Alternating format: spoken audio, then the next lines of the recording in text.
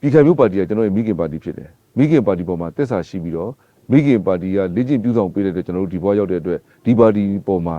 ကျွန်တော်တက်ဆာရှိရက်တည်တယ်ကျွန်တော်တို့ပါတီကလေ့ကျင့်သင်ကြားပေးလိုက်တာလေရန်ဖြစ်ဖို့အမုန်းတရားတွေပွားဖို့တယောက်နဲ့တယောက်ဆဲဖို့ဆိုဖို့သင်ပေးလိုက်တာမဟုတ်ဘူးကျွန်တော်တို့တိုင်းပြည်ကိုဘယ်လိုထူထောင်ရလဲကိုဒေတာကပြည်သူလူထုရဲ့အကျိုးဘယ်လိုလုပ်ပေးရမလဲဆိုတာကိုစနစ်တကျကျွန်တော်တို့လေ့ကျင့်သင်ကြားပေးလိုက်တာဖြစ်တဲ့အတွက်ပြည်သူလူထုဟာအခြေအနေတစ်ခုကြာရင်နားလည်ပေးရဆိုတော့ကျွန်တော်အဲ့ဒီကယုံကြည်တယ်ကျွန်တော်တို့ပြည်ခိုင်ဖြိုးမှလှုပ်လို့ခုနလိုပေါ့လေလိုင်းပေါ်ကနေဝေဖန်တိုက်ခိုက်နေတာတွေရှိတယ်ငါနဲ့မတူငါရန်သူဆိုပြီးတော့မှတိုက်ခိုက်တာတွေရှိတယ်ကျွန်တော်15နှစ်လုံး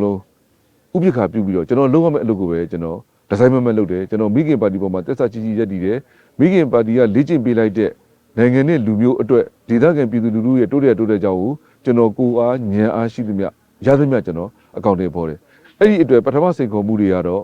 ကြမ်းတမ်းတယ်2015-20ရဲ့စိန်ခေါ်မှုတွေကြမ်းတမ်းတယ်အခုချိန်မှာကျွန်တော်ကြွားဒီကွင်းစစ်နဲ့ဒေသကိုကွင်းစစ်တဲ့အချိန်မှာပြည်သူလူထုကိုယ်တိုင်ကလိုလိုလားလားနဲ့